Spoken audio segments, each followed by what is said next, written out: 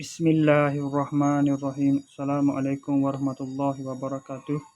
Berjumpa lagi kita dan channel saya. Masih yang sama juga, iaitu 18 hari bulan Ogos 2026 Masihi, bersama dengan 1445 Rabiul Awal 1448 Hijriah. Okey, sekarang pukul 6.50 petang. Untuk video yang ketiga ni, saya nak review barang Shopee yang baru sampai saat ni pada pukul 6.46 petang sebentar tadi. Sebentar saat ni. Ni barang yang ditunggu. Saya bayar siap-siap dah.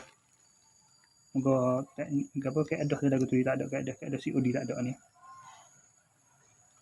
Unizer 3 minggu lebih, kat dengan sebulan. Barang Indonesia bukan barang Cina pun.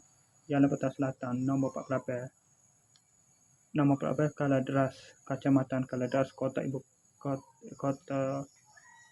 Jakarta Barat, daerah khusus ibu kota Jakarta. Hak topeng dia tak Cina tu.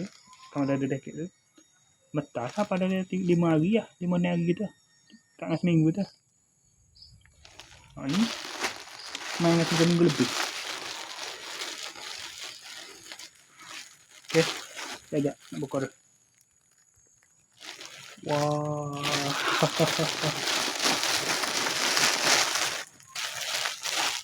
Wah, tebal balik mat. Wah, tebal balik ni. Sajalah dah. Turun style saya dah. Tidak kecil. Tak kecil dah kacing dah rasa ni. Size M. Oh. Ekor besar. Lu pakai lu. Atas lu tengok gimana.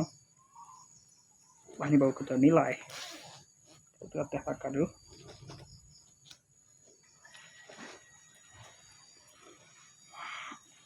Kamen Rider Decade.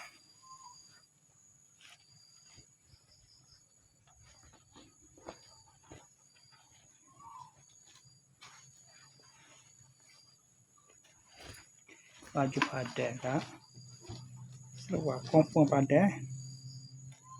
Muka saiz sama.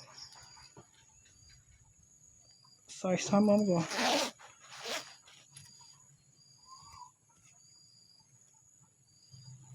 Okey, dah macam cantik. Okey, sekadar itu saja. Assalamualaikum. Dah nanti. Ni punya ni apa panggil? Hand simpan dia ni. Ni. Ganti dia apa? Apa panggil?